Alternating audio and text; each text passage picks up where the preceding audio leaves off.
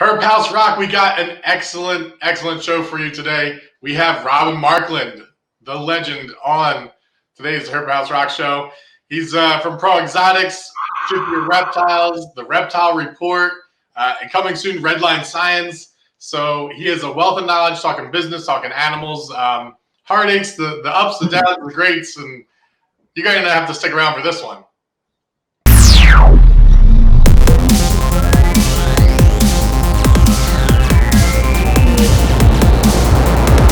Okay, nice having you on, Robyn.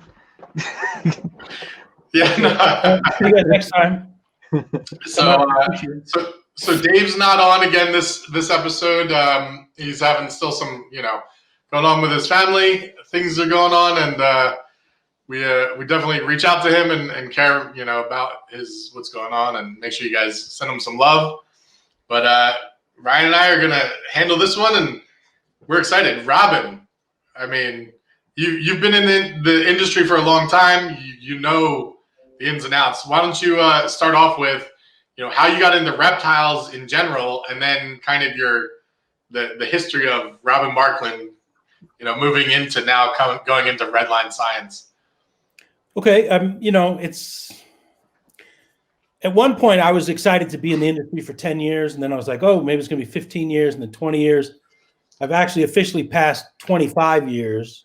Wow. So pretty soon it's going to be talking about being here for 30 years in the hobby, in the industry. So I started back in 1993, early 90s. And at the time, I wasn't a reptile guy at all. Okay. I thought the animals were interesting. I thought snakes were interesting. But actually, I grew up in Hawaii, out in the island. Okay. So we don't really have reptiles out there. There's a couple, transplanted chameleon species out there, but there's no snakes. There's obviously some geckos and stuff, but it just wasn't a thing where I grew up. And then I moved to Colorado in 1988 for college in Boulder. And over the next couple of years, I met Chad Brown, who was going to become my long-term partner. And he was at the University of Colorado. He was the, notorious snake guy. He was the guy on the team that had snakes and reptiles. It's weird, wild, and wacky. And so, you'd see stories in the local paper about it, or you'd see little video vignettes before the game. So I knew who he was and that he was into animals.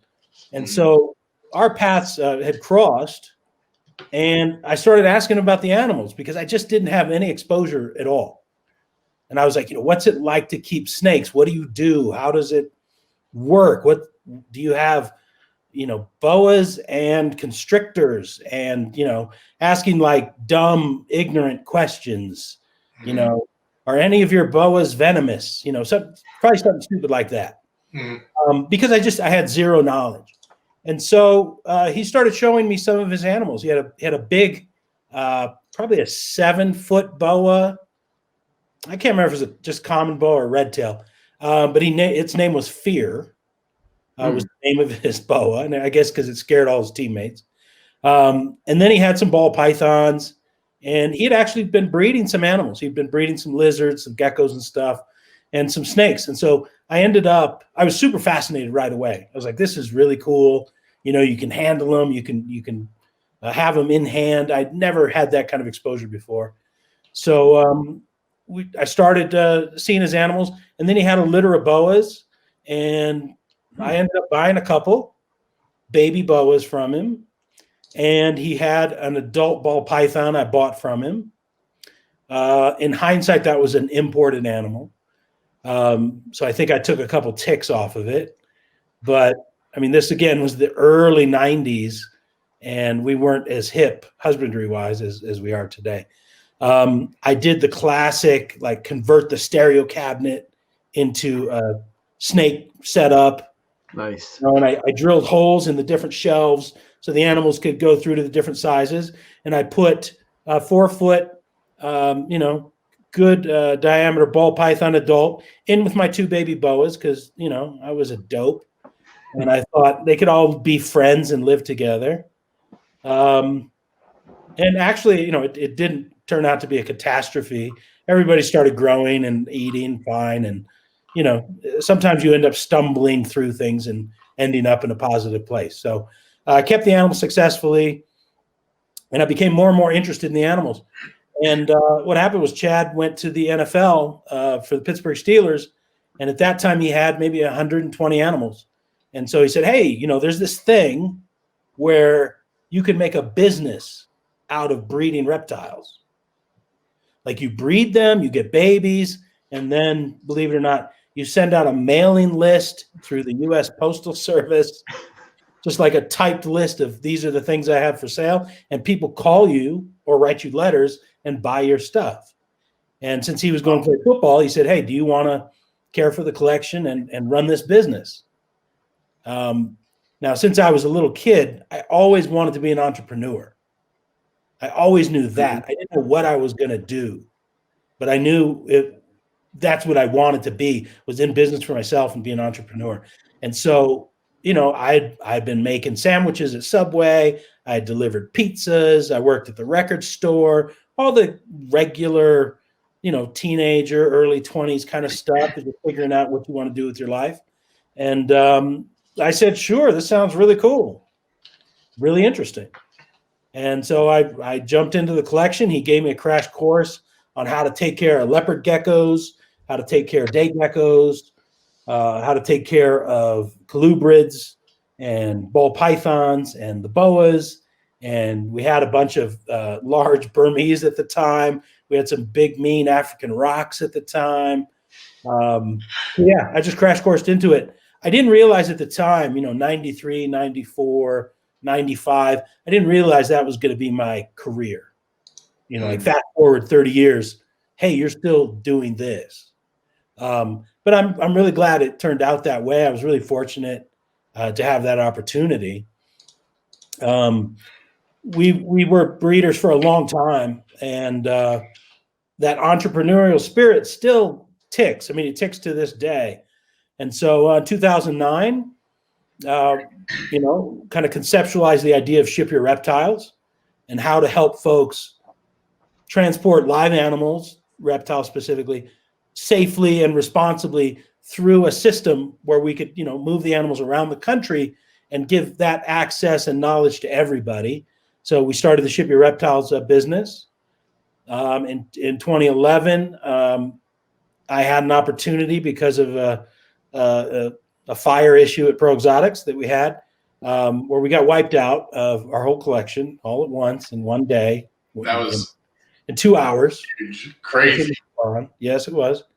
But I had some downtime after that to think, like, do you rebuild your collection? Do you want to do livestock still? Do you want to, breed live animals? Or, well, I've got a couple other ideas kicking around that we just don't have enough time in the day for. And one of those was the reptile report. So at the time, we were pretty heartbroken about the animal side and just didn't have it inside to work with live animals again. Not just yet. It was very raw, Yeah, I mean, you guys lost like 3,000 or 4,000 animals. Yeah, it was about 3,000. Yeah. And it was at that point nearly 20 years worth of work. Mm-hmm. Building a collection and for the folks that are in live reptile breeding as a business, like, you understand the challenges there. You're always driving to stay current and keep up with trends and keep up, on the ball python side, keeping up with patterns and mutations and colors. And so it's a constant drive to try and make the right choices and breed the right animals and try and keep up with the Joneses. You produce something really cool, and then, Mike Wilbanks would turn around and produce something with, that's twice as cool. And you'd be like, oh, well, okay, we got to start over. And now we've got to go do this thing that Mike's got going on, or this thing that TSK has got going on, or a smaller breeder that, some boutique breeder is doing amazing. Aussie Boyds. Yeah. I mean, good Lord. I'm glad I don't do livestock anymore, because I'd hate to have to keep up with Aussie. and the Brad Boas or some of the individual guys that are doing really state-of-the-art stuff. Yeah. That was always really challenging. So after the fire, we thought maybe we'll do something different. Keep Reptiles going great, but this reptile report idea is really interesting. It doesn't involve reptile breeding. We're going to do this informational business where we actually support all those different breeders instead of competing with them or try to keep up with them. And so that was a whole new challenge. So I was down for that. I jumped into that and got that going. A year after that, we decided to start thgheat.com, which is our heat tape company. Yep. Heating products with that. That company still is going very strong. And then in 2019, I ended up splitting with Chad, and we have 4 or 5 different companies in common at this point, and so we're going to go ahead and split all those up. And again, time for new adventures. So the first of 2021, I've been working on this Redline Science project for about a year, hashing it out and deciding what it's going to be.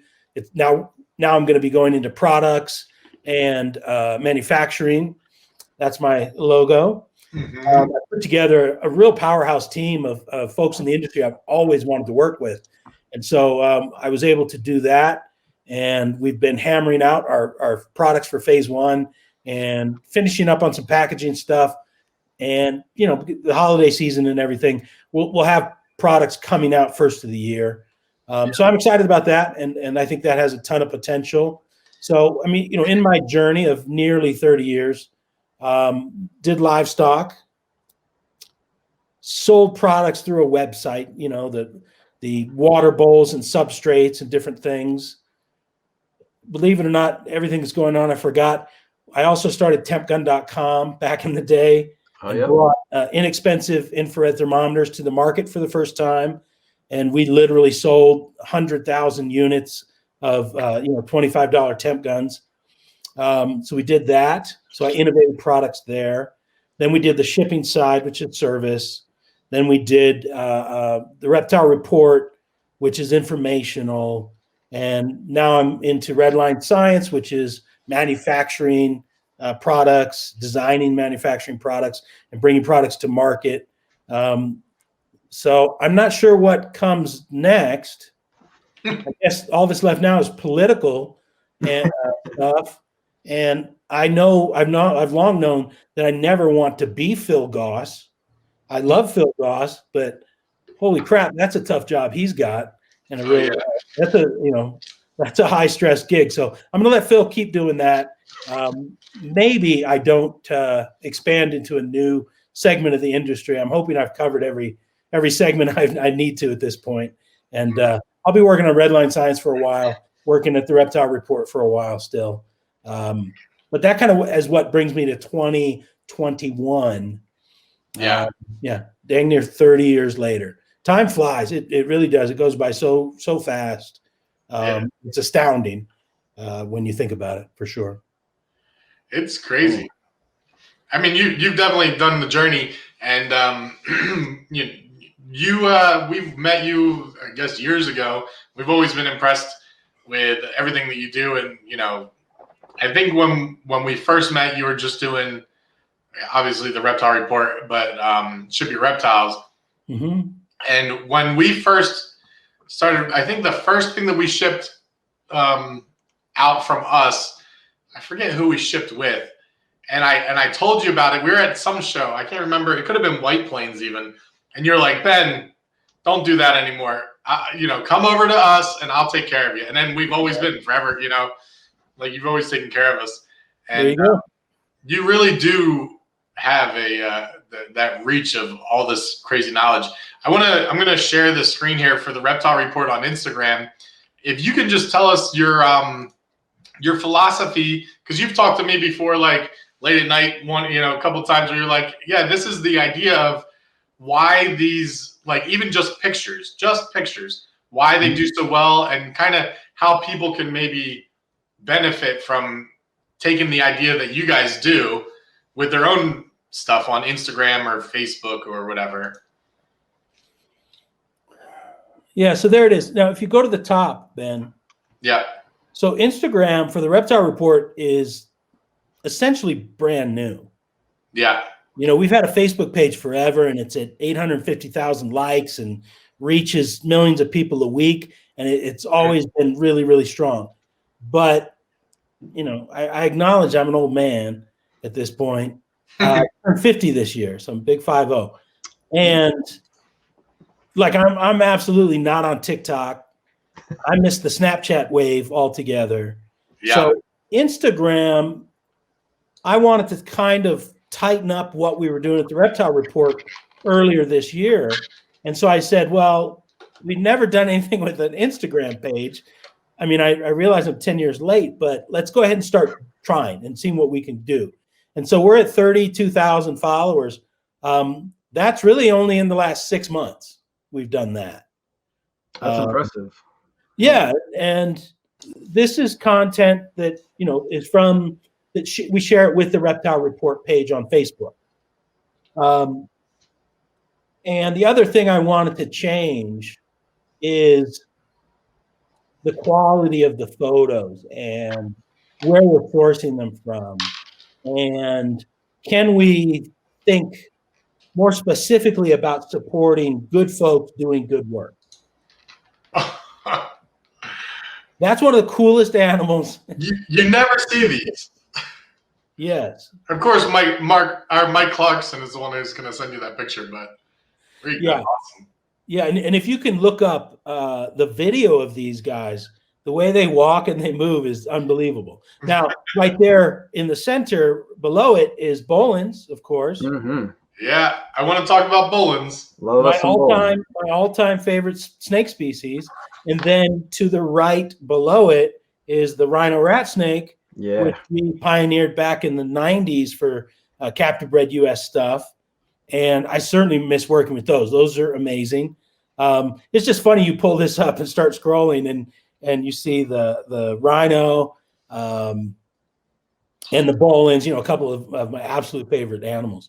So, you know, the Reptile Report, the long-term goal has always been to help breeders and hobbyists reach a larger audience than what they can on their own.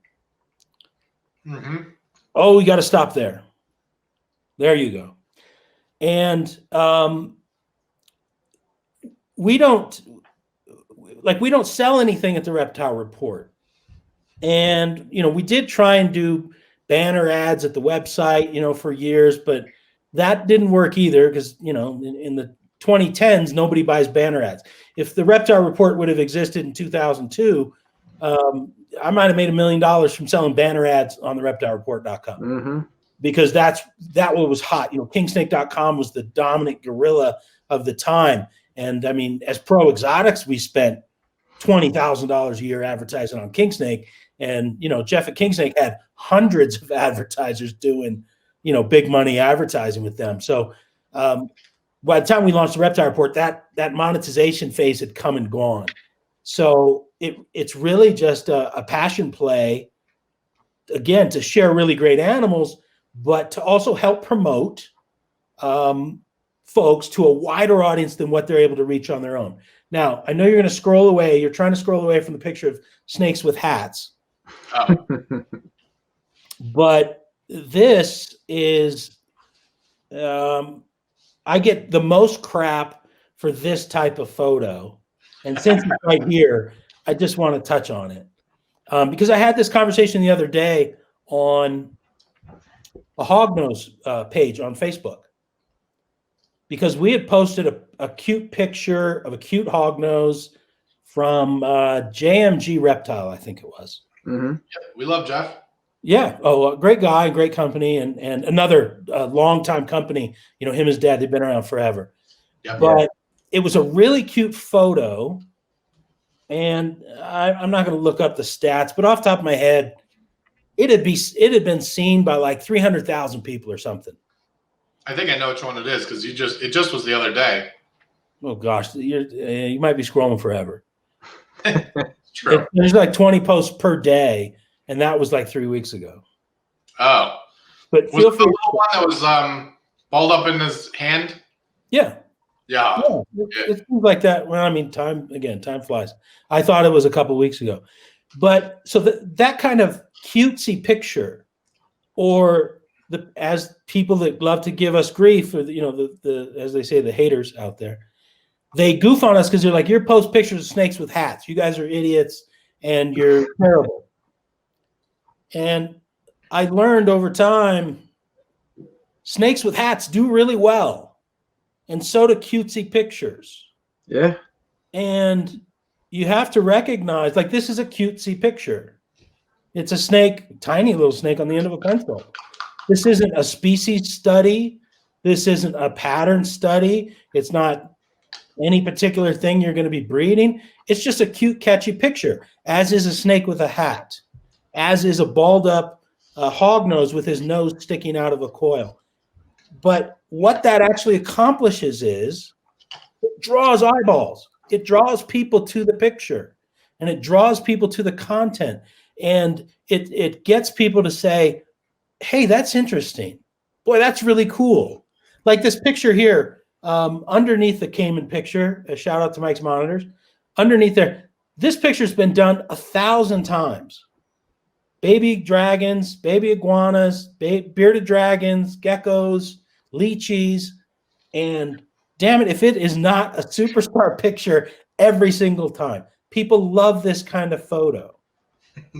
And so if it's not serious enough for you as a super serious reptile hobbyist or intellectual, just get over it. Because there's, on that picture with the 5 fingers, just on Instagram, 8,000 people liked it. Yeah. Which means on Facebook, it could be 100,000 people saw it, or 200,000 people saw it, because the page is so much bigger. And for me, that's spreading reptile goodwill. That's getting people interested. Oh yeah. And if you read the comments afterwards, if you see the engagement, it's people that aren't gecko breeders or aren't lizard breeders or hognose breeders. They're just people that think, wow, reptiles are really cool. I want to learn more about this stuff. I want to see more about this stuff. There's the photo. Well, now maybe that's a different version of it, but that's from the same photo shoot, but that's not the one that went viral nuts. Yeah. But so what I try and explain to folks is, like, when you look at this page of photos, there's some amazing species. There's some professional level photography going on in here. There's some casual photography going on in here. There's rare species. There's super common species. And yes, there's pictures of snakes with hats. And every picture on this page, stop right there. Every picture on this page doesn't have to be for you. Where you. Right. It doesn't have to be for me. There's lots of pictures here I really, really enjoy. And I don't, snakes with hats, that doesn't do anything for me. But I recognize that other people appreciate it, other people dig it, other people like it, and they want to see it. And so, hey, that's cool. That's cool. There's species that I'm not interested in, that I find, uninteresting or unengaging, and other people are passionate about it. And that's what makes it great, is you can find what appeals to you and pursue that. But don't shit on somebody else's enjoyment. Right. If there's some 25-year-old or 45-year-old or 8-year-old person out there that wants to see a picture of a snake with a hat, and it makes them stop and it makes them laugh, and it makes them be more interested in snakes and reptiles, shoot, I'm all cool with that. That's fantastic. Yeah. And that picture could be the one thing that bridges the gap. Like, oh, I kind of don't like them, I'm scared or whatever. And then you see that cutesy little picture come by, like, oh my God, I can't believe I'm getting the feels over this snake with a hat on. Normally I'd be running and screaming and wanting to cut its head off. And now that's so important, Ryan, because the cliched reaction to snakes is fear. Mm-hmm. We deal with, we're all, herpers, and probably most of the people watching your show are going to be herpers. They're already interested, right? But in the wider world, everybody, people are afraid of snakes. They're scared of snakes. So yeah, like you said, if you can give them a picture that circumvents that fear and instead gives them engagement, shoot, I'm all about that. That's fantastic. And one of the things I wanted you to stop here, Ben. I just love that Honduran on the left. That thing is so amazing. It's gorgeous. Ridiculous. That didn't even exist when I was doing reptiles. I mean, there was Hondurans, and typically they bite and they shit on you and they suck shit out of you, and it was really unpleasant. And so I didn't work with very many of them. But if I knew that something like this was possible, holy smokes. Yeah. That thing is stunning. It was one of my favorite pictures of the last few months. I was so excited when I came across it, and we always get permission for folks to share their photos. So I DM'd or emailed Bueller Reptiles, and I said, holy moly, this is an unbelievable animal. Can we post a reptile report? I think it'd do really well. I think people would really enjoy it. And I couldn't wait to send it to Emily, the chief editor. She's the one that schedules all the pictures and everything.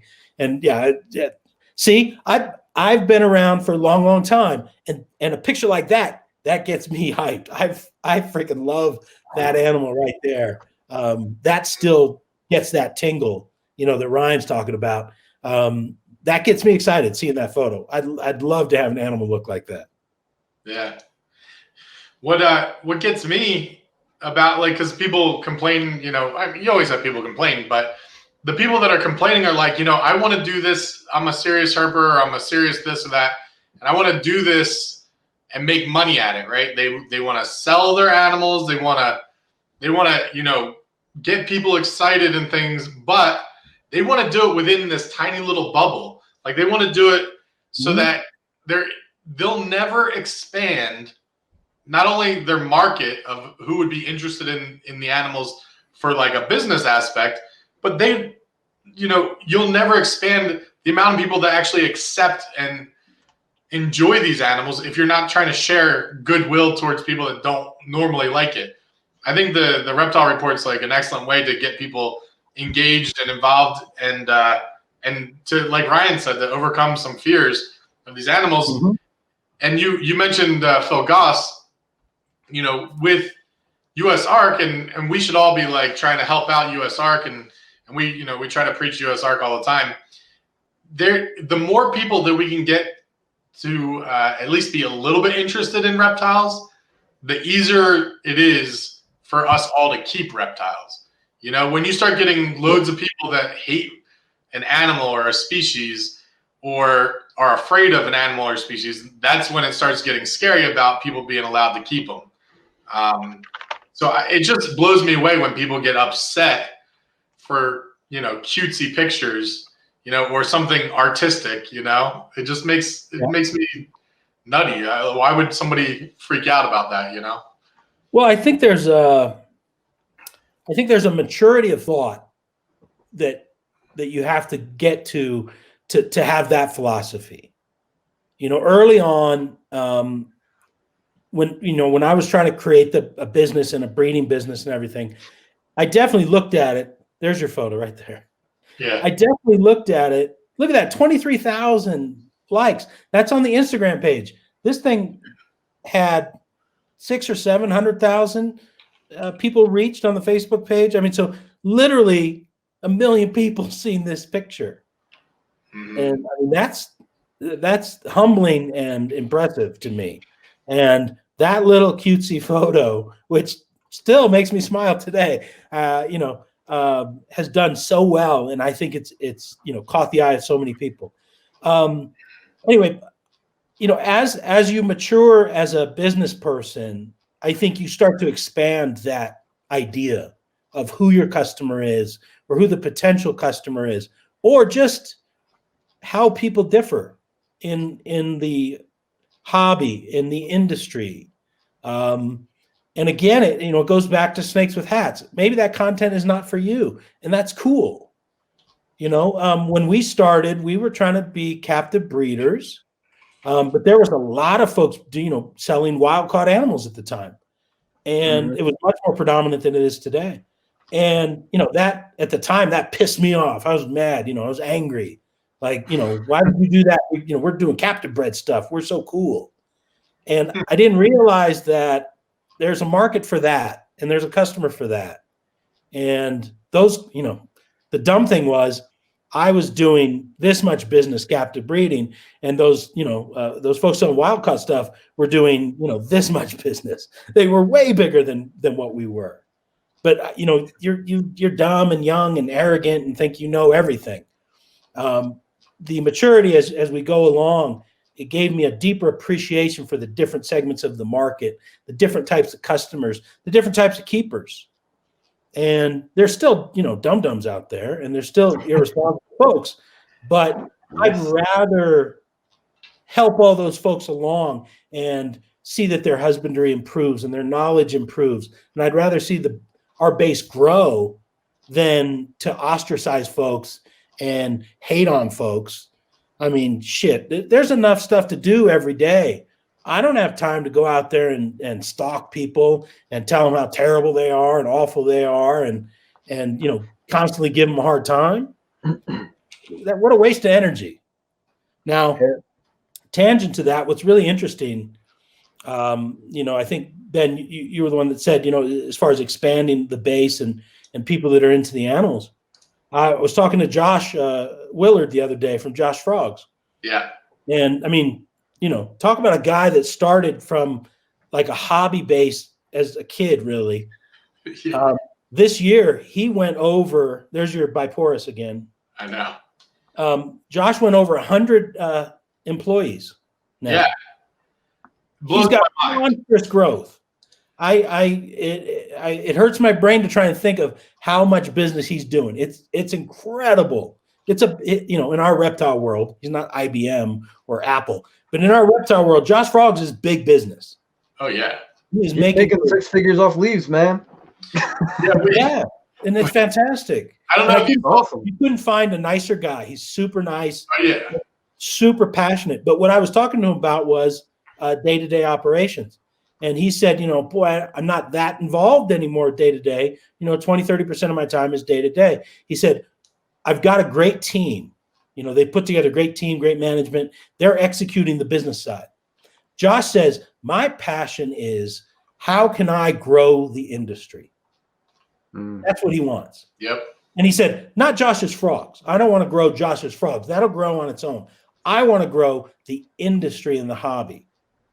And so I'm constantly asking myself, what can I do to make our hobby and our industry larger for everybody? So he brought up the kind of well-known percentage that 2% of American households have reptiles, and he said, I want it to be 10%. I want 10% of the households to have reptiles. What can I do to get us there? And he's talking about charitable aspects. He's talking about working with other companies, taking different strategies. How can he more deeply involve his current customers to get them more interested in a wider variety of animals and stuff. And I thought, boy, that is really fascinating.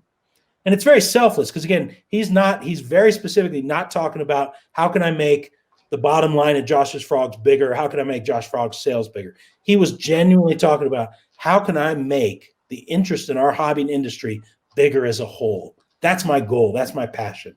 And I thought, man, that's freaking awesome. I really appreciate that because you need visionaries like that to keep pushing it forward. And I mean, I have a team that does Reptile Report with me. I have a couple of folks, and I deeply appreciate their effort, and they make it work. Mm-hmm. But to me, that's part of the vision is, can we reach a larger audience? Can we get more people interested, whether they're interested in lizards or they're interested in turtles or they're interested in whatever species of snakes, colubrids, boas, pythons, whatever it be, blue-tongued skinks. Yeah. Or frogs, or hot stuff. I just saw a cobra go by. Not a lot of people keep venomous stuff, comparatively to ball pythons and colubrids and bearded dragons. But boy, that stuff does fantastic on the feed. People love to see pictures of it. And I do too. I'm not going to keep a cobra. I got no interest in that. But to see pictures of them, hell yeah. Fascinating animals. Super fascinating. Nathan Jordan, this picture here, we have a handful of these professional photographers. I have no idea what animals they keep, but they take some amazing photos. Whether it's Zach and I making art, or it's Nathan Jordan, or it's Ryan at Captain Bread Specialties with his new photo company. Shiki Go is a guy out of Asia that does a ton of amazing photos. Chris Gillette does a ton of amazing photos with all his gator stuff. Yep. People have spider stuff. You just went by an invert photo. That's an entire segment that people are passionate about. And I support that 100%. I'm not going to keep spiders. I'm not going to keep tarantulas. But boy, are they freaking fascinating. I love to see the photos. What if we put a tiny hat on one? Would that change your mind? That would change it. If you got it riding a bicycle, that would really be my thing. Yeah, that'd be awesome. So I share that type of a thought with Josh's Frogs as far as what can we do to grow the industry. I thought that was a really inspirational conversation that I had with him, because I really appreciated his heartfelt passion for how can I get a wider audience to be just as passionate and interested in reptiles as I am. I thought, fuck, that's brilliant. That's brilliant. And that's what we need in our hobby. Not to be exclusionary, not to throw shit at each other, not to spend time hating on each other. Just how can we all be better, and how can we grow the hobby? That would be great. Mm-hmm. A lot of people have a very narrow-minded kind of outlook on business. Like that, even though he's doing that because he genuinely wants to grow the hobby, like bringing up, like the saying goes, a rising tide lifts all ships. Like the impact of him increasing the entire hobby by 10% on his business would be unbelievable. Like he'd need to have 10 of themselves to be able to. That's true. That's true. That kind of goes to the other competitive side of things. Like, again, back when I was a snake breeder, I really felt competitive with other snake breeders, as far as there's that 5-finger photo again, Ben. Yeah. Different species, but I mean, that thing does fantastic every single time. Mm-hmm.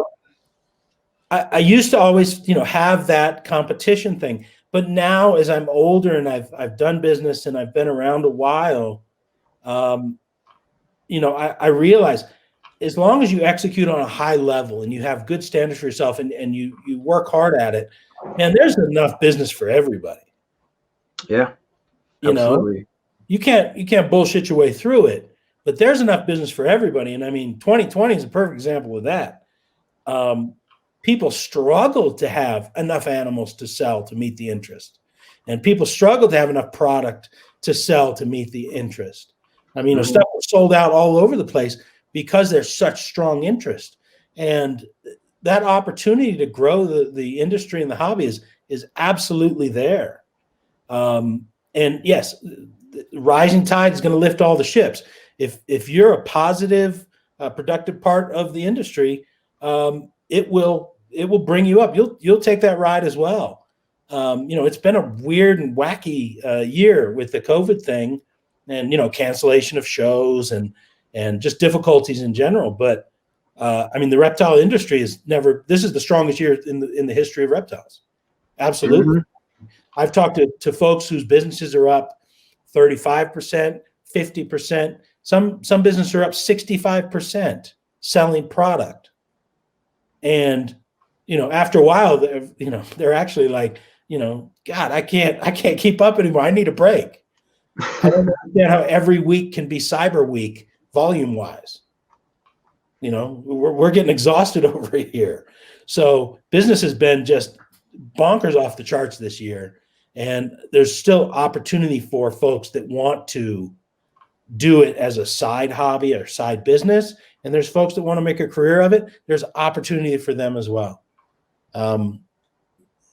And that all of that will help grow both the hobby and the industry together. Mm-hmm. So, It's awesome. So speaking of that, how rad is that photo? Oh, you ruined it, Ben. You did ruin ruin it. I got it. I'm actually the species Ryan, of, before we hopped on the podcast, I showed Ryan that, and he goes, I mean, can't be real, right? coach whips. Yeah, man, it's crazy. Oh, they're amazing. That animal, that's unbelievable. And that's maybe the second time we shared that photo. Another one, I was just scrolling by. The photo is not very good. It's the animal that makes it. And I would rather have a little bit better composition of the photo. But, the Northern Lights, they weren't trying to get on somebody's podcast or the Reptile Report. He just, they just took the picture. They took the animal out the bag and they're like, holy crap, let's take a quick picture of this. Yeah. But the animal itself was just so stunning and amazing. I said, we have to share this photo no matter what, how it's cropped or how it's composed. That's an astounding animal. I've seen lots of animals in my time. I did not know something like that existed. That was the first time I've been exposed to an animal look like that. Unbelievable. Yeah. Took my breath away. So for you guys that are listening to this and you're not watching it on YouTube, you're going to miss a lot on this one because we're showing off a lot of the Reptile Report pictures and talking about them. So if you shoot over to YouTube. So you were kind of just talking about how it's a banner year for reptile businesses, and whether you just want it to be a hobby or if you want to go full-time pro or whatever you want to call it. Mm-hmm. And you spun up at least one, if not as far as animals, doing livestock businesses that was fairly successful. Like you guys were, I was constantly tuning into what you guys were doing, before the fire. Yeah. So, what are some tips or suggestions that you could give somebody who's really trying to give it a go? Because a lot of people have taken this 2020 kind of weird year as an opportunity to like put the pedal to the metal on some things that they weren't exactly sure they could do. They're like for me, for instance, mm-hmm. I'm really making a concerted effort this year to try to go full time with R&B Reptiles and all of our little side things that we're doing with YouTube and whatnot. And I'd love to hear from a veteran like you. Like, what are some things that you could suggest or offer to people? Well, number one, it's definitely not easy. You're not going to fall backwards into success. You do have to apply yourself. And, for me, my longtime philosophy of strategies is what you need reliability and you need consistency. Both of those are really important. And that's whether you're trying to be the manager at Chipotle or you're breeding geckos. Mm-hmm. If you aren't reliable and consistent, then you're just spinning your wheels. You aren't going to be able to start a successful world-class and recognized gecko collection in 2020 and then decide to switch to ball pythons in 2022 and then decide you want to go to rat snakes in 2024 instead. All you're doing there is just bouncing around. And the initial times can be hard. The initial few years can be very difficult, but that's where the consistency comes from. Mm-hmm. You have to be able to not just produce animals, but you have to be able to produce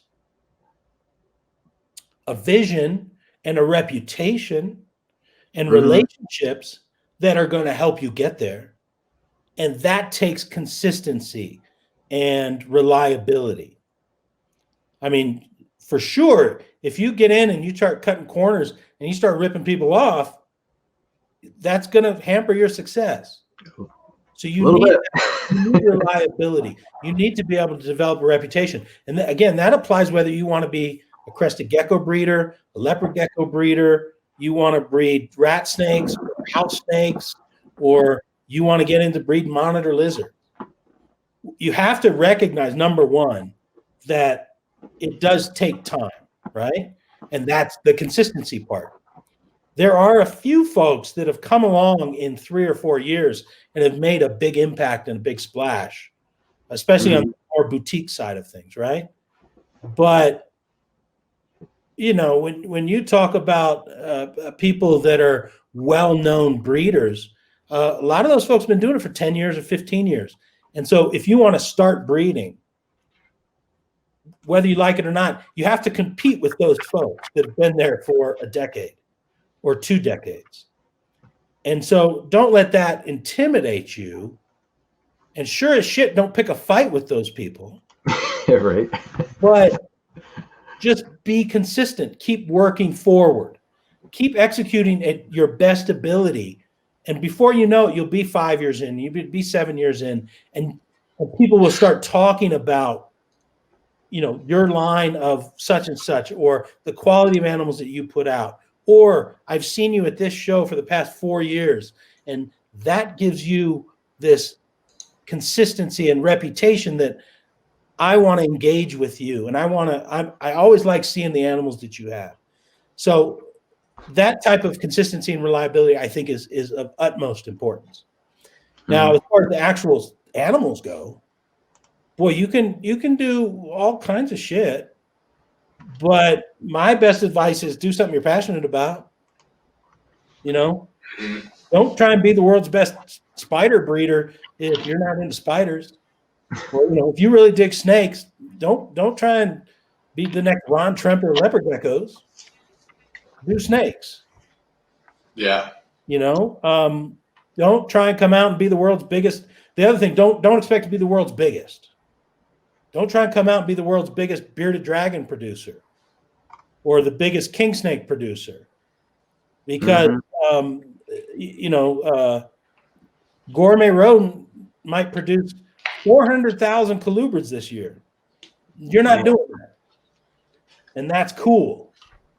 Concentrate on what you're doing, but try and still hold a world-class standard for yourself, because that's what's going to make you successful. Is people are going to start wanting your animals or your business or your interaction or experience. They're going to want to be in business, or they're going to want to be your customer because of what you're putting forward. I think that's super important. The animals almost come secondary. You know, again, you want, for me, I want to have the best possible animals I can have, the best examples of those particular species.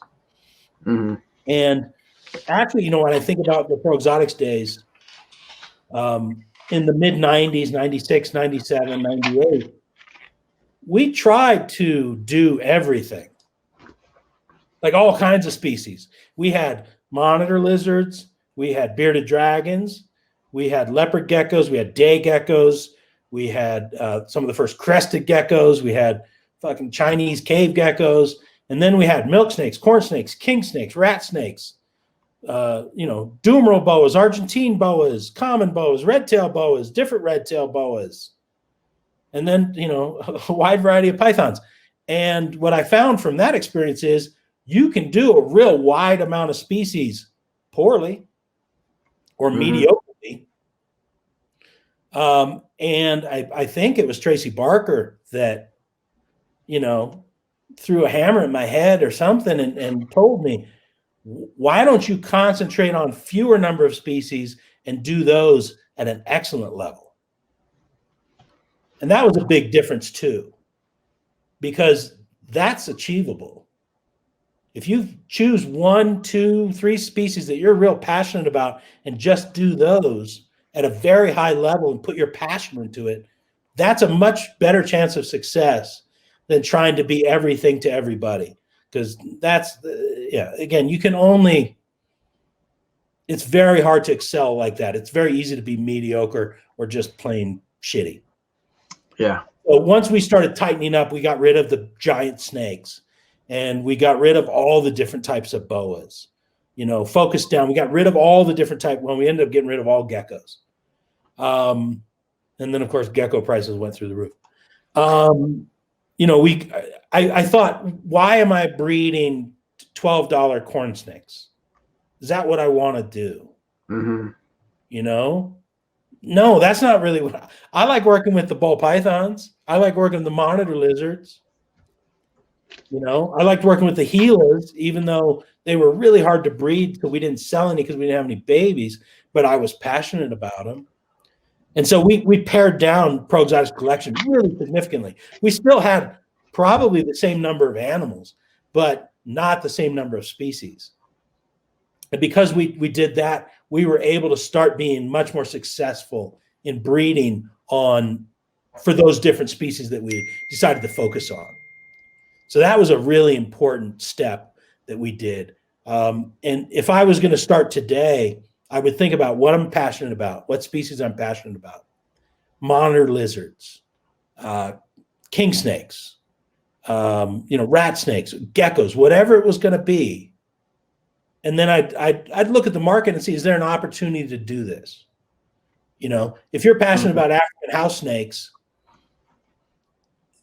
that's best as a hobby. Because if you produce 1,000 African house snakes, you're still going to get $3 for them. And that's not going to pay the light bill. So it still has to be like a viable species. I have no idea what African house snakes sell for these days.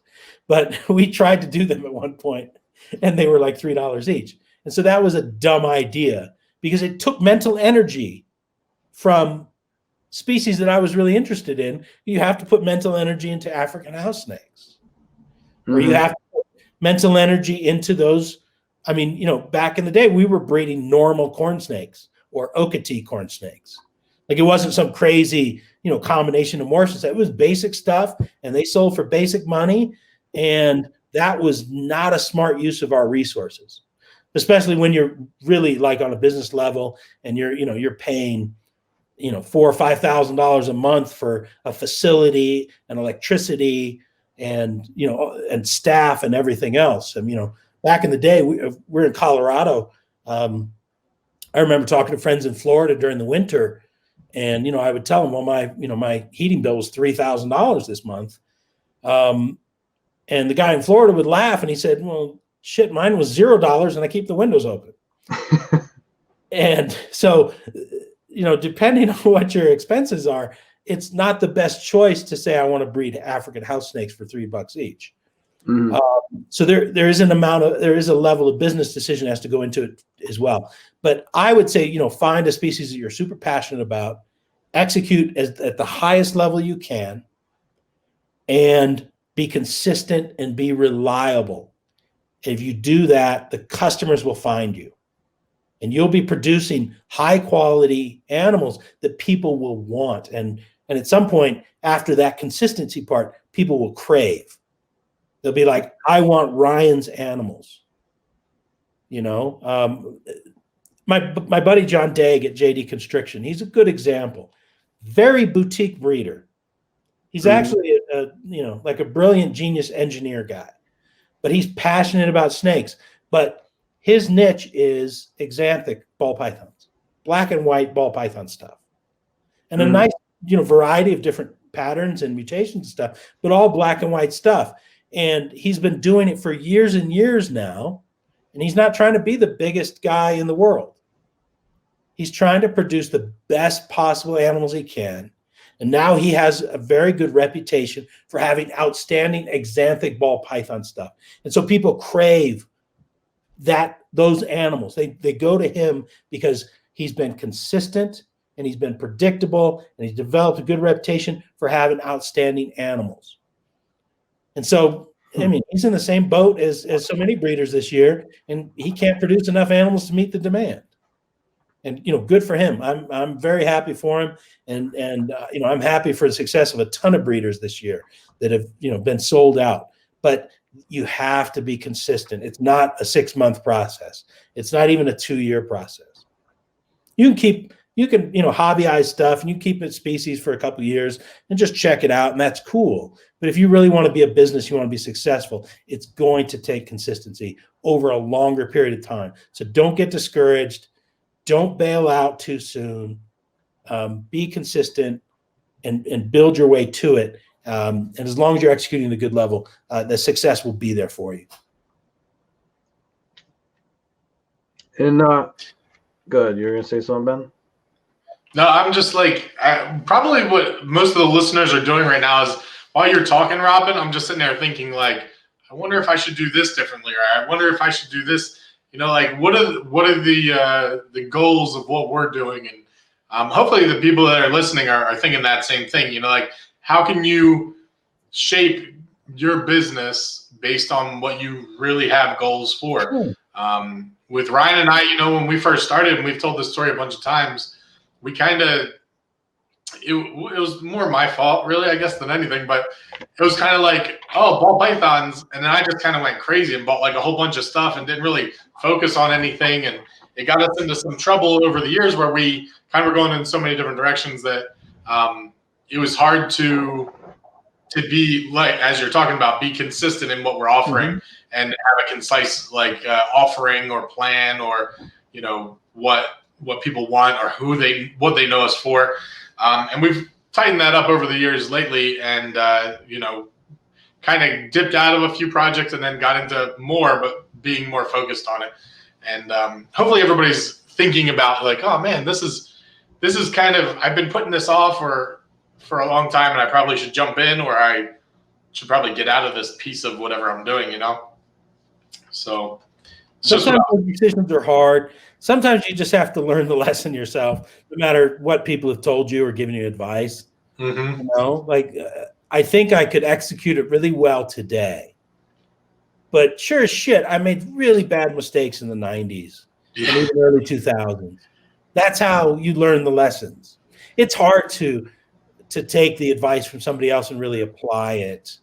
You know, it's easy to critique and judge and give direction from the outside. You know, sometimes you just have to make the mistakes yourself. But if you keep some of these things in mind, it can make the mistakes smaller. It can make it easier to get past them. Or maybe you make the mistake and you recognize what's happened so you can fix it so you don't do it again. Because you don't want to make the same mistake 3 or 4 times.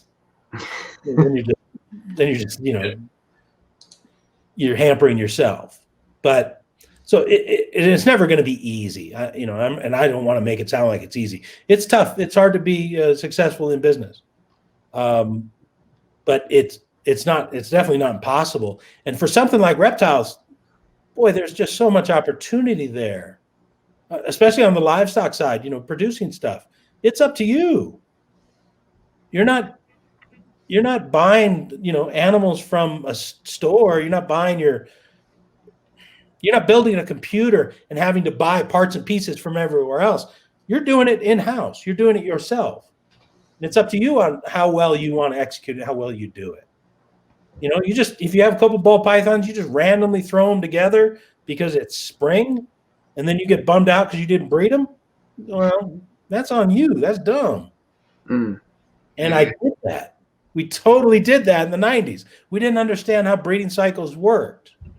You know, today you can be smarter about it. There's more knowledge and information available. But I mean, you know, you can put ball pythons together for 2-3 hours and you'll be successful if it's the right 2 or 3 hours. Yeah. You know, so you know, back in our day, we used ultrasounds to watch follicle development, or you palpate the animals. You know, whether it's cockeye or whether it was boas or pythons or Gila monsters. You know, you apply the things you learned to give yourself best chance of success. And that was, I'm going to pair the animals when it's the right time to pair the animals, when I have best chance of success. I mean, literally in 1996, 97, you know, we'd cool pythons down for a few months, and then I'd just throw them all together, you know, pair them up. And I'd leave them for 3 or 4 months paired up. And then we'd have terrible success, and I'd be frustrated, not know why. So, you know, those lessons, you have, you know, you can't keep making those mistakes. But if you do it smart, you can find success. It's not easy, but it's not impossible, not at all. How you have spun up and grown several different social media platforms over the years to a very high level of success, in my opinion.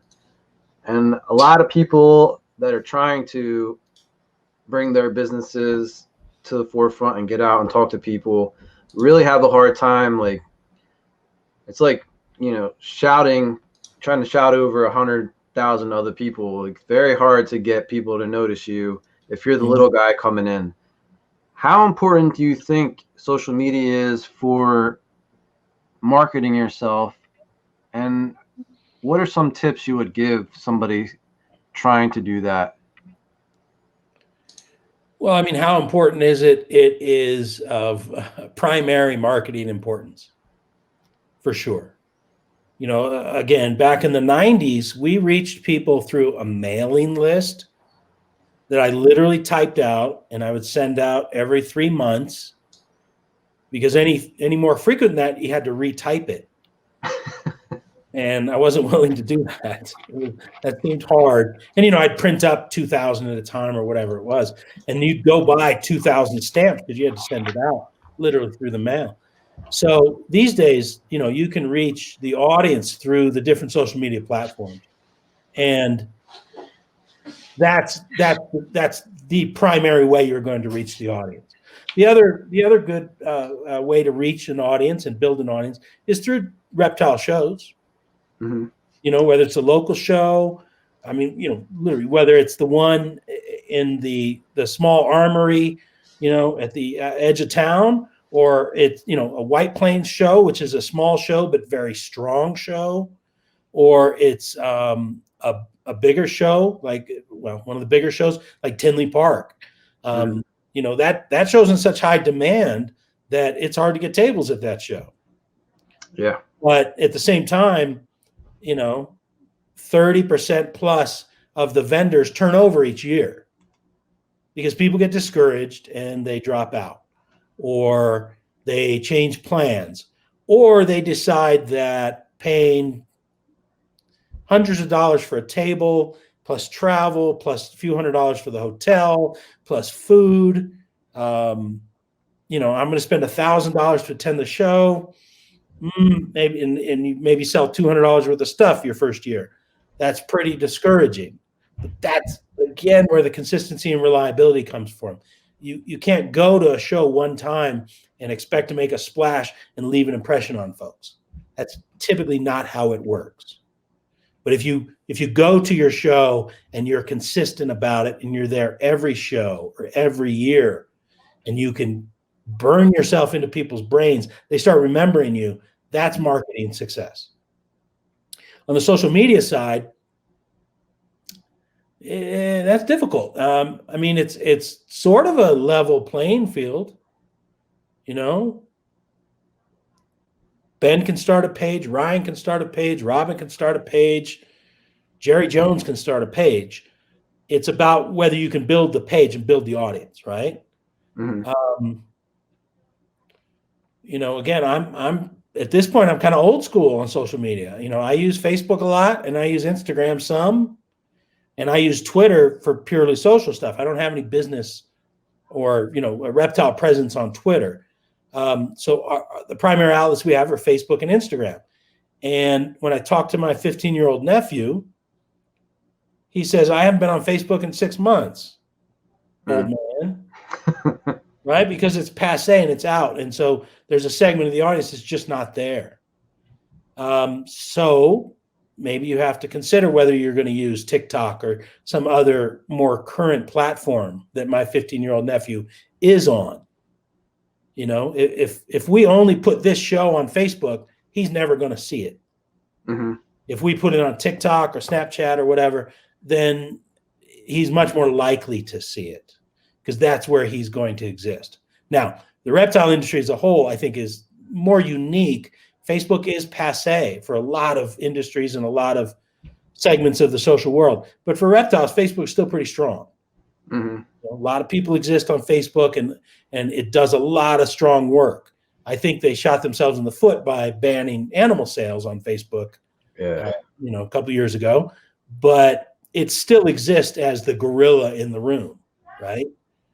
But that can certainly change. So you have to be ready to adapt. And that's why earlier this year I thought, well, we better get started on working on an Instagram page, because I can't put all my eggs into a Facebook basket. What's interesting is when I got on Instagram, start trying to build the reptile report there, is I recognize there's a whole segment of reptile people on Instagram I've never seen on Facebook. It's a brand new audience. And so I understand if you're marketing there and you're marketing on Facebook and you market on TikTok, you're going to be reaching, there's definitely some crossover, but you're going to be reaching different audience on different platforms. So as far as trying to build an audience or a following or build some reputation recognition, it comes back to the same thing: consistency and predictability and reliability. If you post on your social media platform once a month or once every 2 months or only during your breeding season when you have babies, boy, you're not maximizing your potential.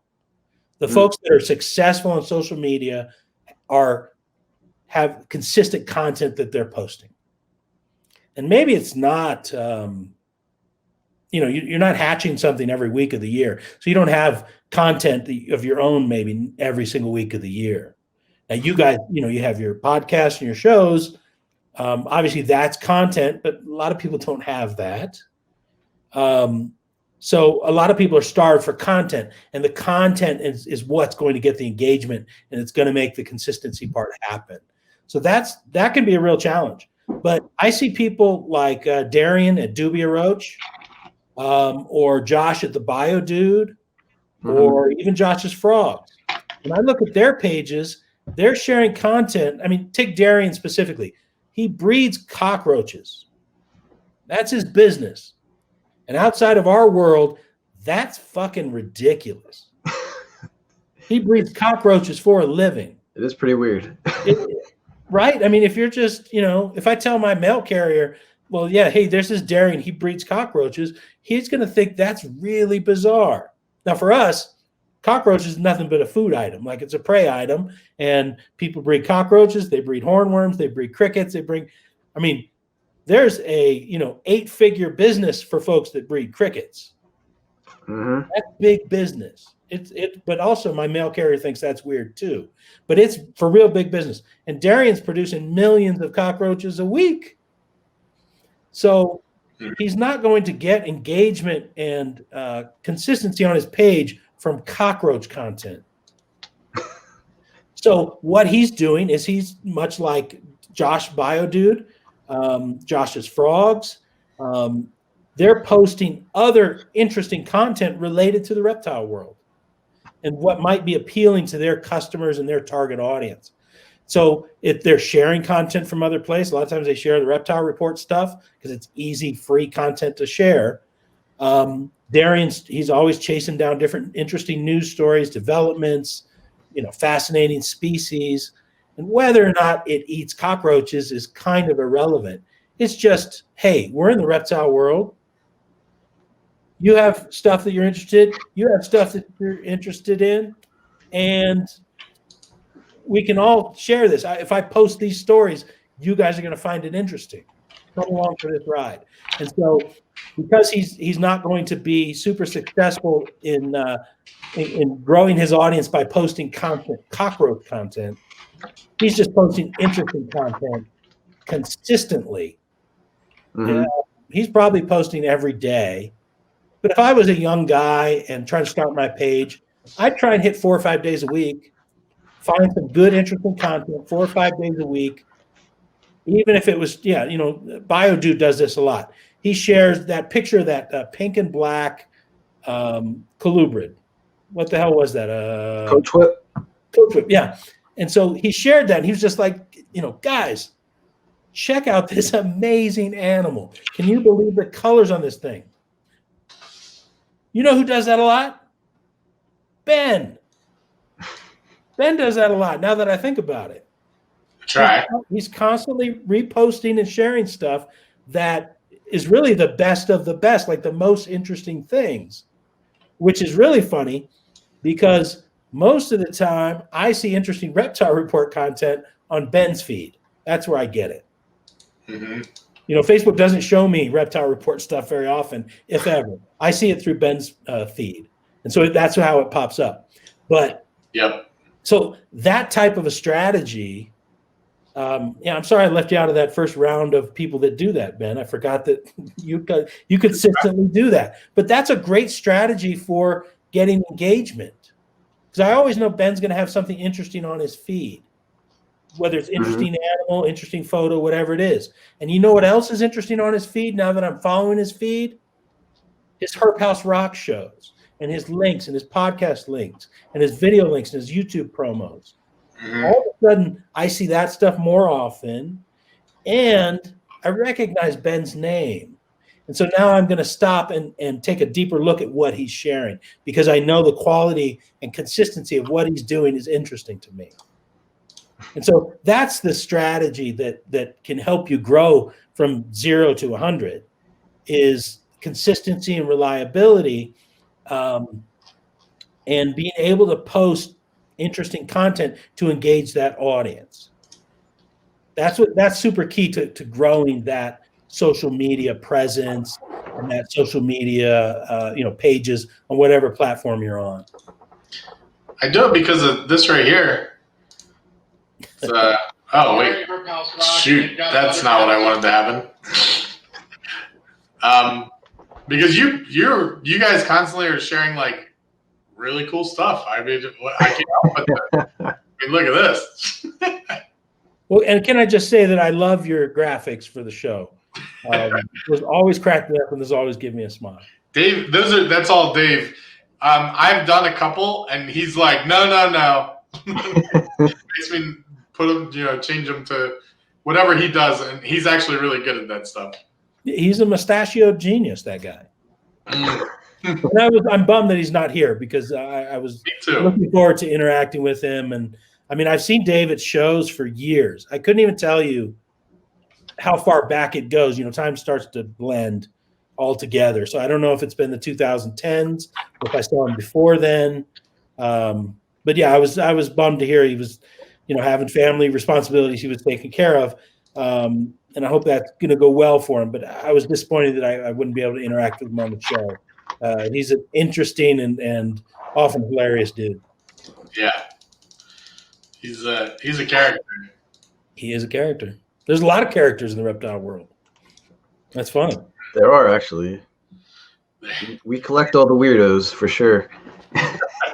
we got a lot of interesting folks. That's what's great about going to a show like Tinley or the old Daytona shows, is just to see the wide variety of different types of folks.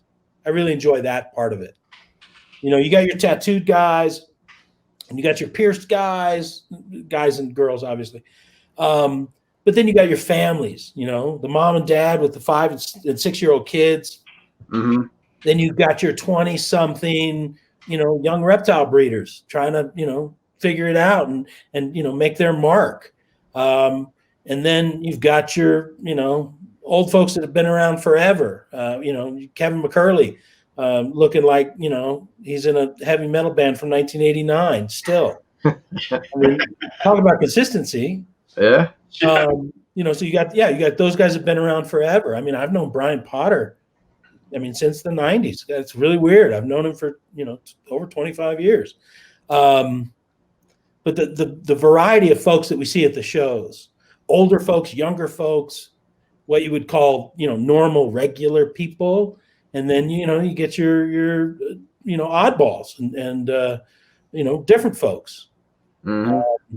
There's a whole group of retic guys, and they all seem to share the same kind of look, the same kind of style, right? The retic guys. And I'm not sure, maybe that's passé at this point, but God, what was it, 6-7 years ago? It seemed like the peak of the retic guy world, where you had Vital Exotics. Mm-hmm. They were doing trade show displays, like really extravagant. I mean, it was literally a construction setup in their booth for big giant lizards and for big retics. And you had the Jake Klotzes and the Jordan Lux and Shane Costellos, and you had there's a whole retic gang of guys that would go to the shows, and I always enjoyed seeing those guys, and they always crack me up. But they all had their same kind of rhythm. Same, you got your frog folks have their own same kind of rhythm, and 100% crested gecko people have their own kind of rhythm. And so it's cool to see all the different segments.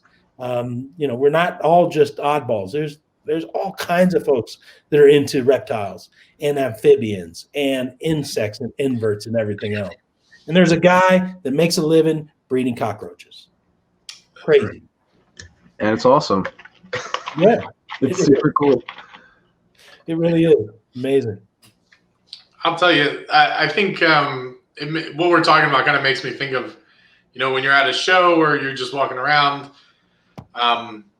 where you're in the reptile world and somebody comes up to you and they recognize you and they know who you are, and that's always a fun thing. But what's better is when they're like, I wasn't really into reptiles, and my friend, my family member, whatever, got me watching one of your videos or saw you online or whatever, and then now I'm starting to, I think I'm going to buy my first snake, or I'm going to, and that feeling's awesome, and that's great. And that's something that I think a lot of breeders that are in this industry kind of can relate to, and those are like really cool things. But I think what people need to realize in our hobby is that, in our industry, is that the more that we are showcasing the positive and being uplifting and positive and communal and trying to search for the big picture for everybody, the more times that'll happen to you, like that, you'll get that, oh man, I want to get into reptiles because of you type of thing that happens outside of the reptile world. So like I've had friends, they're like, you do what? And then, everybody, every person listening to this that's into reptiles, this has happened to them, everybody, right? You're like, once somebody realizes that you breed snakes or you are into any of that, they like, it's the topic of conversation. Yes. And sometimes that leads to like, oh, all right, well then I want to see my first snake, or I want to touch my first snake, or I want to now own my own, and those are the things, that's what creates all, like all this excitement and fun. I don't know. It's just what I was thinking about when we're talking about all this stuff.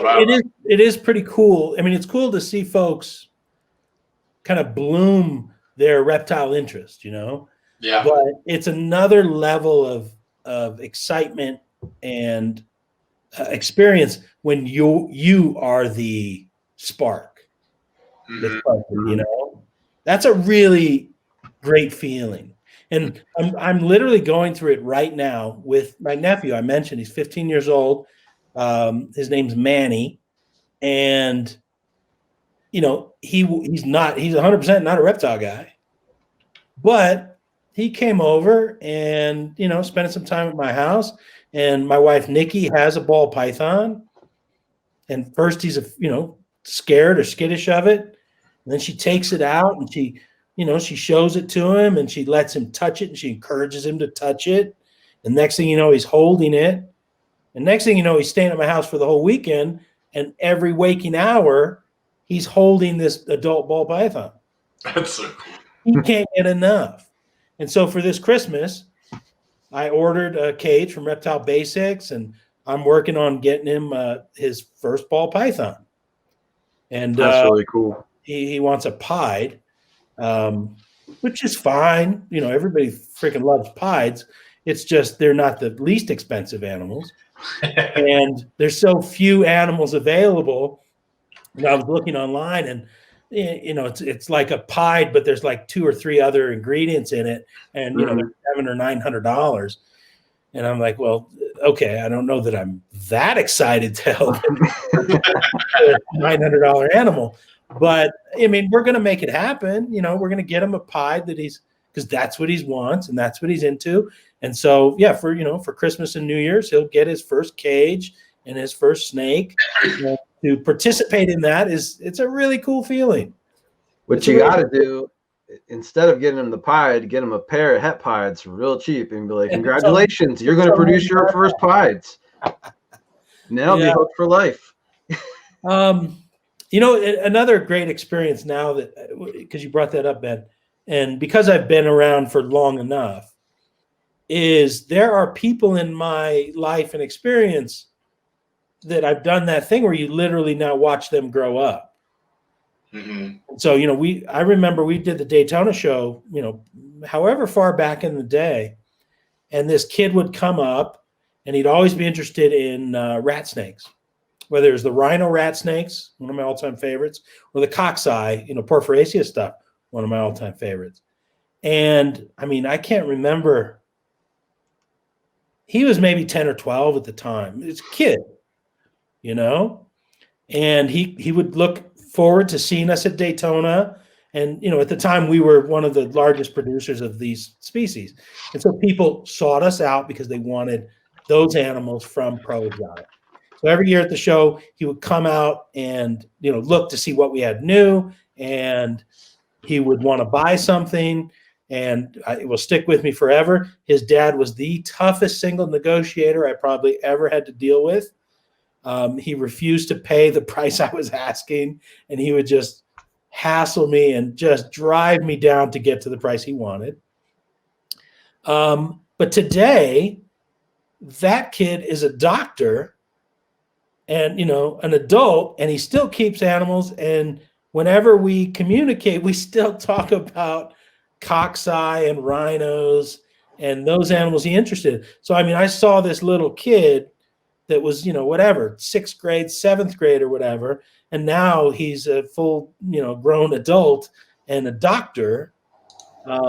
So I've seen his whole life of, from my interactions with him at the shows once a year and now through social media once in a while. But, I followed his path. And that is also a really crazy experience, sort of like if you were a teacher or a counselor, and you're working with some kids, and then those kids grow up and have kids, and now you're working with, you're teaching their kids, and you're like, oh, shoot, I had your mom in my math class when she was a kid. Like, that must be an amazing experience. But if you stick around long enough, even in the reptile world, you get to see that loop. And I've seen that with a number of folks, and that's really amazing. But this doctor, his name's Sid, I will always remember the experience of kind of going along on that journey with him, from his first interest in those rat snakes up until, he was breeding them and working with them. And, now he's a respected doctor in the world. And, I'm pretty impressed with that kind of a path and engagement and experience. Very rewarding.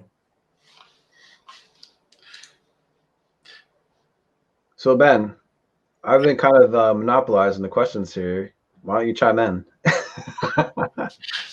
I thought you had something else to say, so I was, so I mean, one of the things I told you, obviously, when we were first getting into this or before we started, it was, to talk about business and stuff. But I also want to talk a little bit about, and you mentioned a few animals. I do want to bring up Boelen's pythons. You guys, I love your story about the Boelen's pythons that you had and kind of what's going on with them. And then also what your favorite, you want to talk about your next favorite rat snake species, because we've talked about that in the past, or, any other animal. I know that you like the red ackies, and you want to just talk a couple animals, maybe Sure. Give some people a couple tips. I love that you owned Boelen's back before it was cool. Fingers crossed, we'll get our first pair this year. This year, I don't know. We'll see if we're on a list. There's only a couple of weeks left. Well, not this coming year. I've already written off the rest of this year.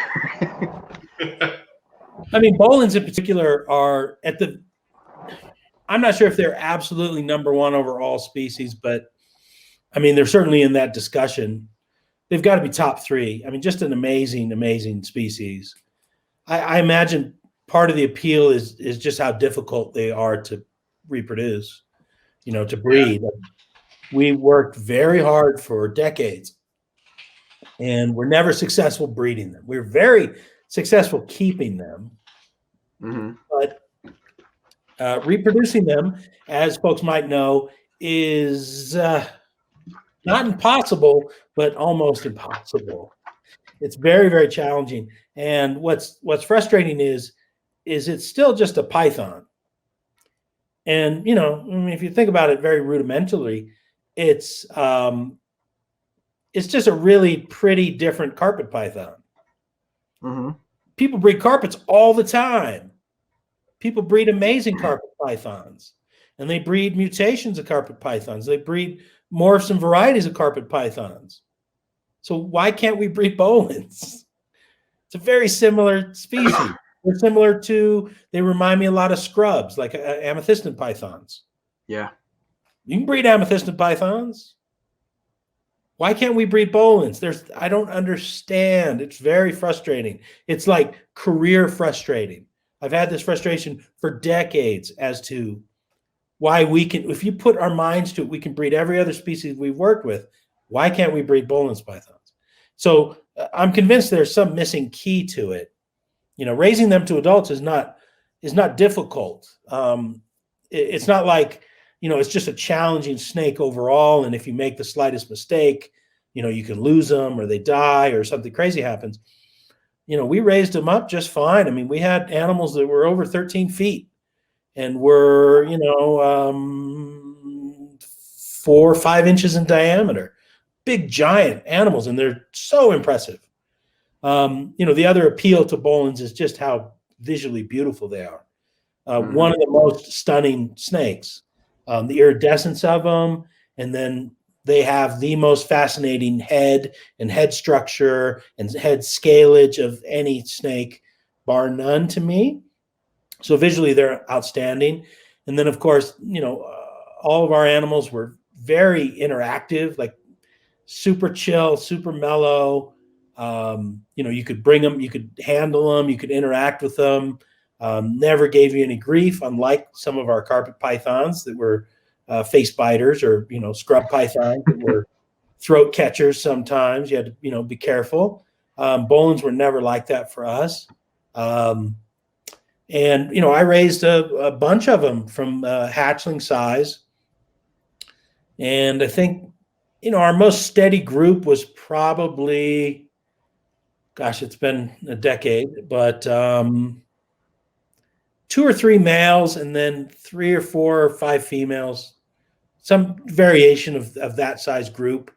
You know, at some point, 3.4 or 2.4, just depending. So it wasn't a huge group, but, you know, we used ultrasound to watch them as we cycle them through the breeding season. And we'd watch the females develop these amazing follicles, and they would get follicles all lined up. I mean, you're talking, you know, follicles that were 40 mil, 45 mil in diameter. Wow.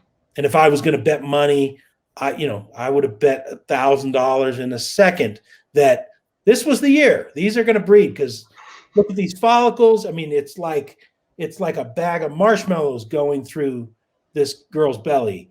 I mean, they're just stacked in there. They're all swollen up. It looks fantastic. Of course, they're going to breed this year. The male would get in there. He'd copulate. They'd spend hours copulating. Other times he would get in there and court and spur, and they'd interact. And obviously, this was going to be successful. It's successful in every other snake species. And then the follicles would shrink and they'd go back down, and the season would pass, and we still wouldn't even get eggs or even slugs. And we repeated that cycle for years upon years upon years. And we kept trying to fine tune it, figure it out, change the temperatures, change the temperature gradient, change the length of brumation, change the diet. We went from rats to rabbits at one point. So we'd fed less frequently, trying to slim the animals down, but we fed rabbits instead because we knew that there was this other breeder. He had some success, and all he fed was rabbits. That didn't work either. In the end, they were just the world's greatest display animals that everybody on staff enjoyed working with, but we were never successful breeding. One of the biggest frustrations of my breeding career, but nonetheless an amazing species to work with. The other snakes that I loved working with were the rat snakes that we've mentioned, the Porphyracea, which I love it. I see Porphyracea content on Facebook and Instagram all the time now. There's more people working with them. I know you guys enjoy them. I think Ben is really confused about which one is the best because the best is Cacti, and it's not Volante. Is that yours? Is that your favorite? Yeah, Which I like them one are you? all. I'm a Laticinctus guy. Yeah, see, that's incorrect. The best one. But all of them are super great to work with.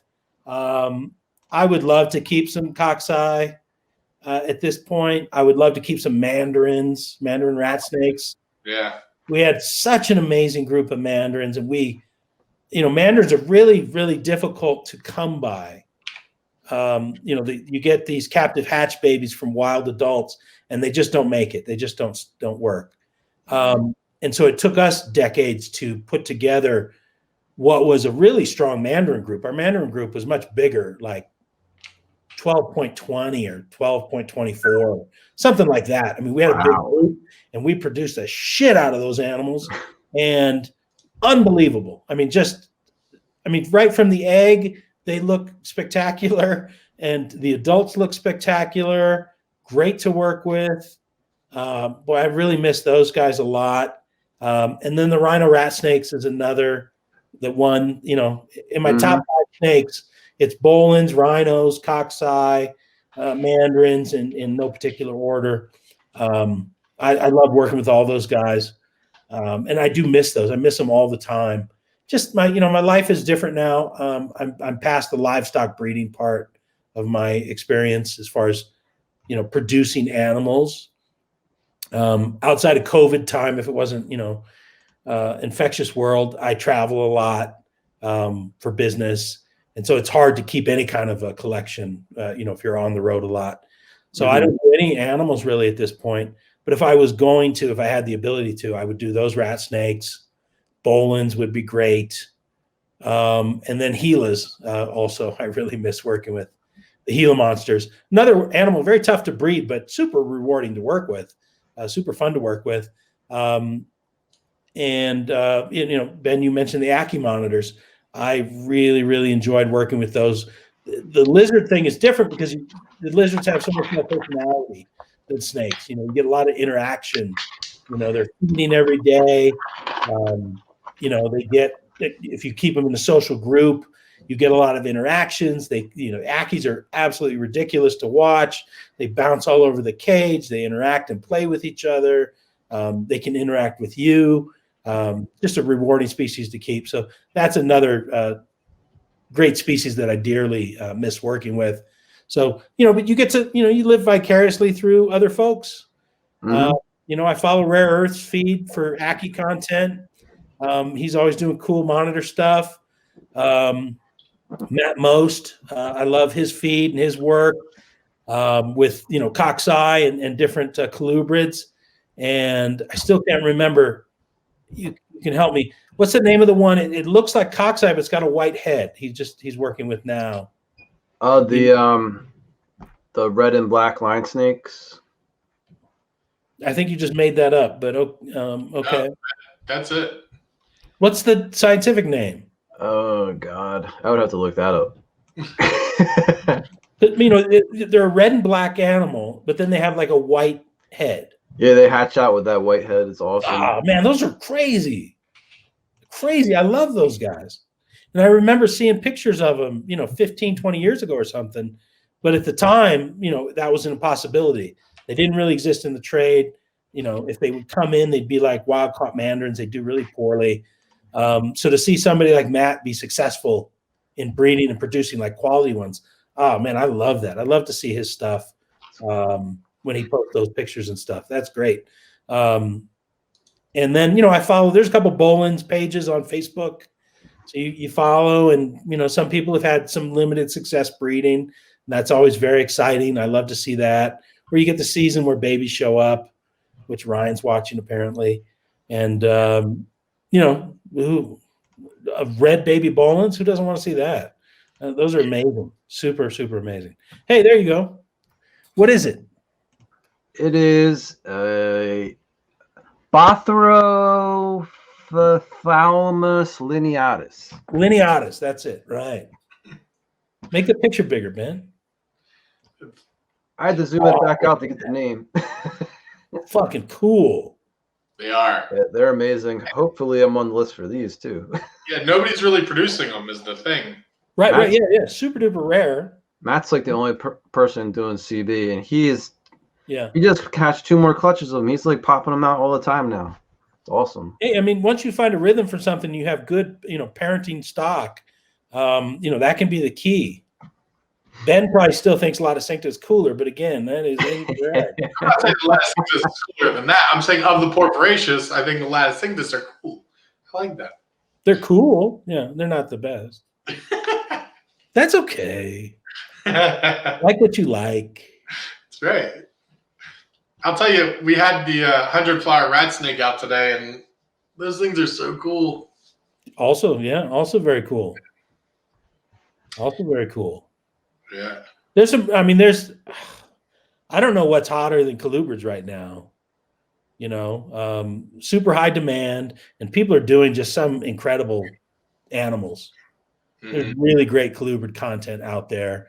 My guy Tim Spuckler is posting a lot on Facebook, and he does a lot of like garter snakes and other what wasn't very common colubrids in the past, and just some unbelievable animals. They're just so damn pretty and such cool patterns and colors.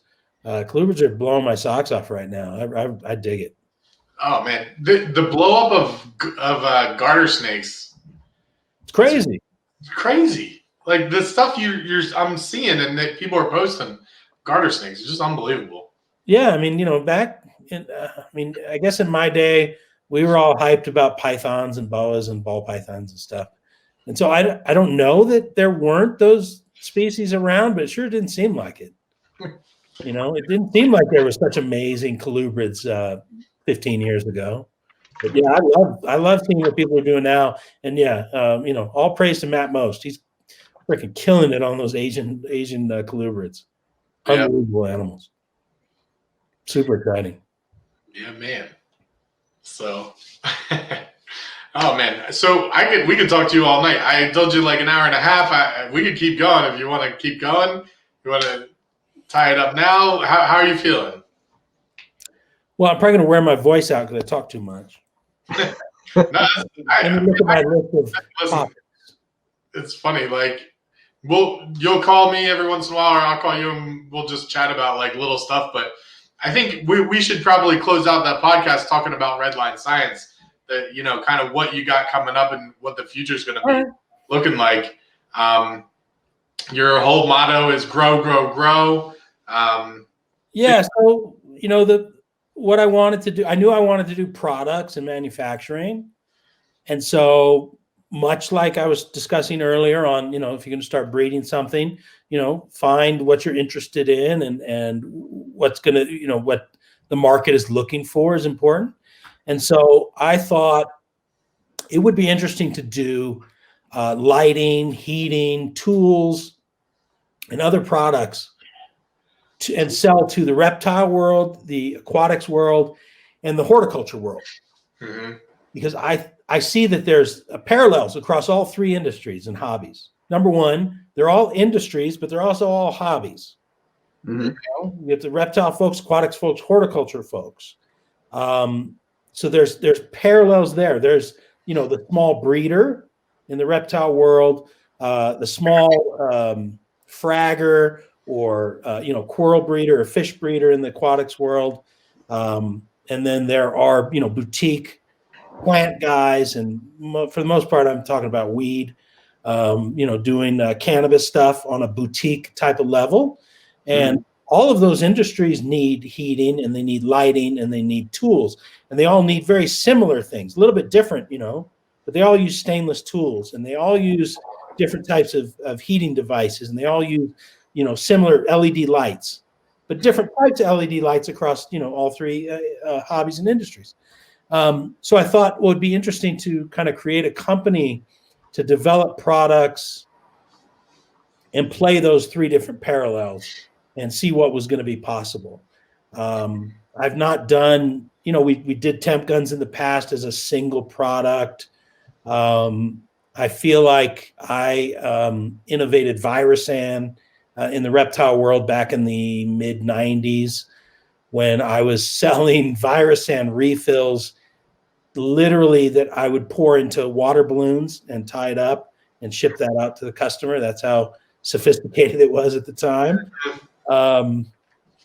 So I've done single products, but I've never done a product line. And so that's what we're focused on now. I put together a pretty powerhouse team of partners in the business for me. Everybody's kind of contributing at different levels, whether it's on the manufacturing and factory side, whether it's on the social media marketing side, whether it's on the retail side, whether it's on the engineering side. I've got partners in each one of those areas. So we kind of have a really well-developed and like I said, powerhouse team of brain power behind it.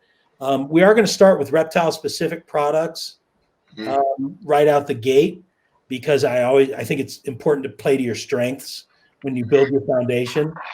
I don't have any contacts in the cannabis world to be able to go out and just kill it with products, whereas I have literally thousands of contacts in the reptile world. So we'll build our foundation on the reptile side and then expand into those other products for aquatics, expand into those other products for horticulture, whether it be cannabis stuff or vegetable folks or flower folks or succulent folks. I think there's a lot of opportunity there. And Ryan, what I'm going to try and do is be consistent and reliable and predictable. And I think we'll find success that way. So yeah, the company's called Redline Science. Our first couple of products, we're just finishing up the packaging side, like the retail packaging presentation for a couple. I was hoping to be done in September, but COVID. It doesn't always go by plan. Yeah, it turns out this was a really horrible year to create a new business. Yeah. That's been a challenge because my partners are all out of state, so I'm not in direct contact with them. I would have liked to have flown out 4 or 5 times to spend time with different partners and be more efficient on developing the business. But I'm not flying right now, and I haven't. The last time I flown was when I saw you guys for canceled Spring Tinley. Yeah. That was a super bug out, but I came home from that and I haven't flown since. So I'm hoping with the vaccine and everything else, things will clear up for the spring of this coming year, and we'll get back to some kind of normalcy, so I can kind of shift into full speed ahead. But yeah, things are coming. As it turns out, developing products, 90% of the process is pretty easy and smooth. Goes really well. The last 10% is a giant pain in the ass. That's where you find the most roadblocks and the most stumbling blocks and just the slowest progress. So that part is very frustrating, but it's part of the gig. So you just bite down and keep pushing forward. And once you get a few products out and we debut a little bit and get them out there, then I think you find a rhythm and we'll start moving more quickly. But yeah, I spent all this year working on this project, Redline Science. I'm excited about it, and I think it's going to be cool to do manufacturing products. I just sent off 3 different large orders to some factories overseas, working with some stainless stuff, working with molding factories, working with a glass factory. So that's all new. Well, that's not all new, but it's largely new to me. So, just learning new things and learning new systems. And like I said, trying to find a rhythm to make it all work and wrap up this final 10% of product development push. Mm. Yeah. That's all really exciting, man. Yeah. Yeah. And I love I love just one of the things that I do is I bug Robyn about, hey man, you should have this, or hey man, we should do that. And so yeah, if you guys have ideas, comment down below, things that you need that you think would be good. Yeah, what's interesting, and I didn't mean to forget you, Ben, is that Ben's actually sourced a couple of ideas. He's been the seed of a couple different product ideas. Yeah. I mean, we probably have 20 different product ideas on the board. Mm. You know, we're starting with 4 products right now. But yeah, from conversation with Ben, just, you know, what do you think about this? And what do you think about that? And wouldn't it be cool if this type of product existed in the market? And, you know, at some point, we are going to achieve and execute some of your products, Ben. Yes. Yeah. And I'm not going to give away the products because they're too damn genius. I don't want, you know, Pangea or Josh's Frogs or somebody else to give me the punch. So I can't tell you what Ben's genius ideas are. But I can tell you that very specifically, the COVID issue literally hamstrung a number of those things. Yeah. Just made it impossible, whether it's about factory time and availability or you know, traveling or the money involved or whatever it might be. Boy, yeah, I can't reveal the one good product. But Ben, one of the products you suggested, we pushed really hard on developing it, and we're pretty much there. But because of COVID and the weird way it's worked the market in the world, the factories that we have to deal with for that literally wanted a $50,000 deposit to do the product, which was less than half of the first run. And I mean, this was back in August. They said, we can't produce your product until next September. Yeah. Holy cow. So it was, you know, give us 50 grand and then wait 13 months. And so now it's probably pushed even further. So, you know, it's probably wait 18 months. Yeah. And, you know, I just couldn't commit to spending that kind of valuable capital that I could put into other products and other development and just leave it on the shelf for something we would run in 13 months. So that was really a bummer because this particular product that Ben had is freaking genius. Yeah. We'll get it out eventually, but we need COVID to go away to kind of free up time and manufacturing space for this particular product. Don't tell Robyn, just leave him in suspense, Ben. Yeah, don't worry. I have a ton of more ideas. I'll call you or message you at like 2 a.m. and be like, I woke up and this is my crazy idea. And you're like, Ben, that's stupid. Go back to sleep. And that'll be great. It'll be fine. Hey Ben, how about having some of those ideas for R&B Reptiles for crying out loud? Products, man. Hey Ryan, you can totally do it if you know you want to tie up 50 grand for a year and a half. Oh no.